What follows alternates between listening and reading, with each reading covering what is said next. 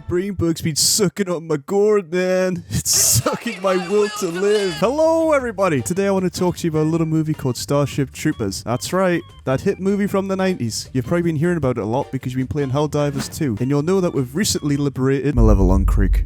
Helldivers 2, as you'll know, is a great game, and Starship Troopers, as you probably will know as well, is also a great film. And you definitely would have heard someone say this. This game reminds me of Starship Troopers. Oh, you've all heard that Giga Chad in game just dropping that pearly gem every once in a while, so I thought, why the heck not? Let's listen to the wise 7-foot tall Adonis and rewatch it, and oh boy, they ain't wrong.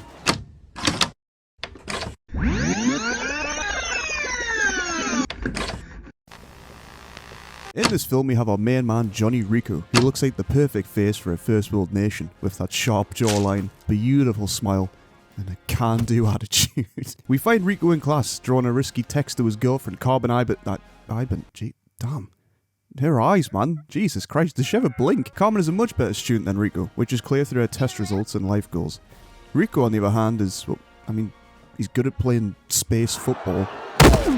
And he can do Gears 1 kung fu flips over people.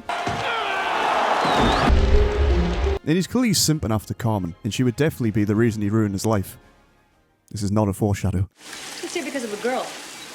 He's not the smartest person in the Federation, which is further proven by How I Met Your Mother. Can I just say this actually? Neil Patrick Harris, he's like the glup shido of our time. I feel like every time someone sees Neil Patrick Harris, I always hear, oh, that's Neil Patrick Harris. It's like, yes, I know it's Neil Patrick Harris. Everyone knows it's Neil Patrick Harris. He exposes Johnny's test scores to everyone around them, which is pretty mean.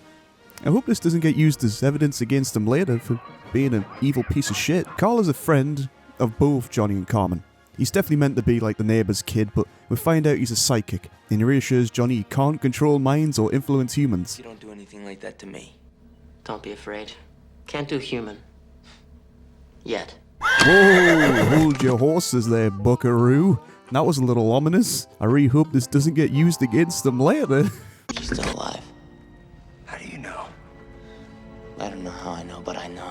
And so our three lovely characters, the jock, Dry Eyes, and the neighbour's kid, part ways to follow their dreams of military service and make a vow to never stop being friends. I really hope this doesn't have any deeper implications for the story. You can definitely see why the epic gamers, huh? More like epic gainers, am I right?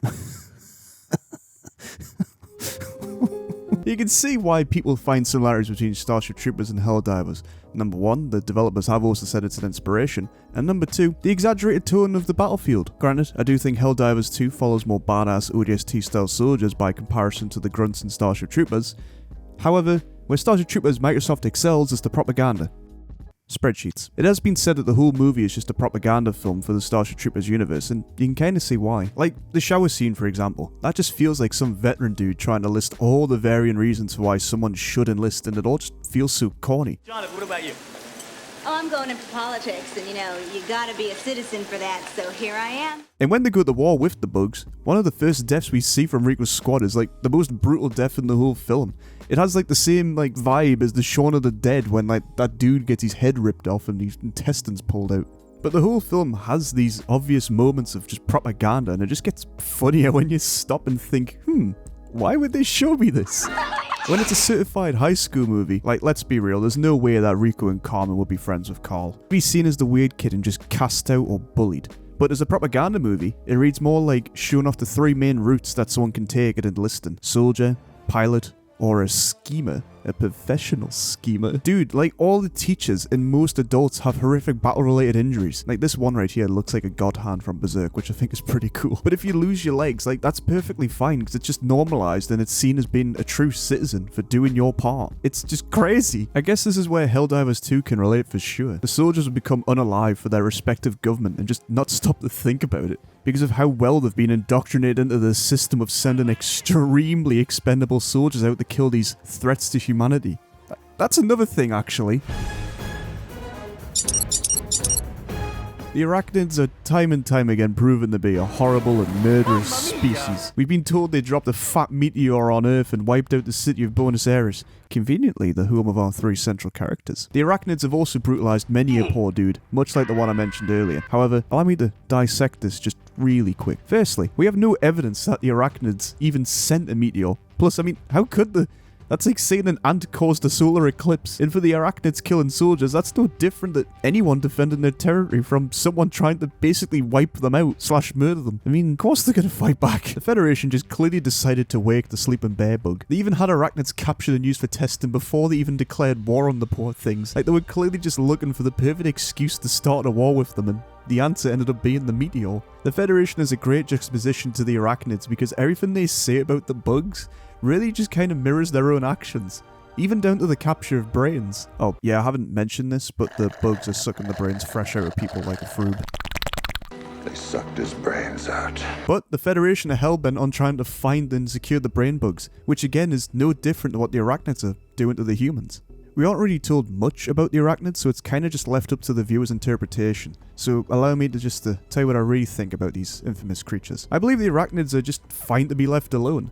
Like, they aren't hurting anyone unless someone or something steps on the tendrils. And clearly some people in the Starship Troopers universe agree. Some say the bugs were provoked by the intrusion of humans into their natural habitat, that a live and let live policy is preferable to war with the bug. Hell, it really even feels like it points the bugs at pleading to be spared, or at least cowering before the troopers shoot them or do a little one of these.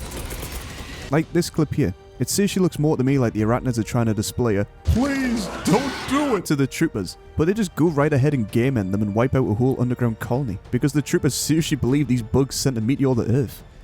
But I guess if I have this much to say about the enemy, surely I must have a good bit to say about the Federation too, right? Let's be real for a minute, the Federation are just super silly, deceitful, and war-hungry, and they're definitely what would happen if the Nazis had won the war. I mean, come on, look at Carl for a goddamn minute. He looks like an SS officer by the end of the film, which doesn't really surprise us. I have compared him to the neighbor's kid, and yeah, there's something to be said for that. But it kind of makes sense as to why Carl looks like this, just because, you know, the way he humiliates Rico in the beginning and in his really spooky tone when asked about if he can do psychic powers on humans. Actually, yeah, let's talk about Glup Shitto for a minute. I bet he can influence humans, just not like he can his pet Cyrano. I bet the sidekicks actually have such an influence on the war, like they might even control some of the bugs, since when the flight marshal says, "To fight the bug, we must understand the bug." So allow me to be Matt Pat for a minute and just say this. Since the Federation tell us the bugs aren't smart, They're relatively stupid. they probably could mind control them to some degree, which in turn could easily affect the longevity of the war, a bit like the Game Master Joel in Helldivers 2. If they can't control the minds of the bugs, we know the psychics can control humans by the end of the film, since that's how Rico finds Carmen. You, wasn't it? You told me how to find Carmen. Well, that's classified. So, if the brain bug is drinking human brain like a delicious chunky milkshake, does this mean the psychics can control the brain bug when it has more human brain inside of it? Would that mean that's how they captured the brain bug? Because, you know, it had that much human brain in it, the psychic could probably tap into it and be like, ooh, there's safety over here, but then it actually led them to the direction of soldiers? But that's just a theory. I could have said that a bit better. To be honest, if you listen to how Carl describes sending soldiers to their deaths, you can see the level of thinking the Federation put into the conquests. We couldn't afford to launch an operation if there wasn't one. You don't approve. Well, too bad. We're in this for the species, boys and girls. It's simple numbers. They have more. And every day I have to make decisions that send hundreds of people like you to their deaths. Like, they can't operate if there's no reason to attack, much like the meteor situation. And what better way to gain the support of eradication than by showing people back on Earth the horror that these monsters are inflicting on their poor widow soldiers, with footage from the scene and the many names of fallen soldiers. I mean, Carmen openly mentions that there is more dead listed than wounded. Even Rico gets listed as killed in action, even though he's alive and recovering in the medical center. Actually, on the topic of the battlefield, something that I don't hear people acknowledging is the line, You're it until you're dead, or till I find somebody better. The reason why I find this line interesting, because sure, we've seen a lot of soldiers die, we've seen them get brutalized, but we've never seen a demotion out in the field. This doesn't include the accidental murder at boot camp actually, so just before you say that, no. But there is a demotion disguised as a mercy killing. Let me explain. Rashak? Radshek? Silly name. Murdered his current sergeant because he found someone better. Razchak was clearly impressed when Rico took out that really big bug, Halo 3 grenade plant style, and he seemed very happy to find out it was Rico since he was his old teacher. My filmed theory is, Razchak believed he found someone better than his current sergeant, that being Rico, and sent his current sergeant to his death. Razchak has clearly been through many battles since he commands his own squad and he's missing a hand, which was missing earlier, but I'll gloss over that as much as the film does. So he'd be aware of danger and the signs of it more than anyone. He saw rocks tumbling down off the hills, so he would know there was bugs up there, and he sent his sergeant to higher ground anyways. And when he accidentally gets snatched up, Razchak is the first one to quickly go and grab an old pew-pew and put his sergeant out of his misery, making it appear more like a mercy kill as opposed to basically demoting the poor guy. I'd expect anyone in this unit to do the same for me. This scene reads very differently with this in mind, and it just shows how disposable the soldiers really are. What's interesting about this and Helldivers 2 is that they feature friendly fire. Granted, with Starship Troopers being a movie, there's only a few examples compared to a video game like Helldivers 2, where you get blown up by a team almost every couple of seconds. But it is funny that they both feature friendly fire, because it just really adds to how disposable these troops really are in both of these properties. But granted, in Helldivers 2, you just need to do a little cheeky reinforce and you're back in the battlefield, so it's all good for that. But in Starship Troopers, for every soldier that falls, there's always more people to take their place. I mean, that even happens with Rico after Razchak gets murdered. Like, once he's gone, then Rico takes his place, and like the cycle just continues. It's all about this cycle of war, and it's just kind of horrible, really. I think that kind of just sums up my view on the Federation, so let's just move on to the conclusion. So yeah, Helldivers 2 is quite similar to Starship Troopers in regards to the propaganda, the war is great mentality, and the killing of races that are supposed threats.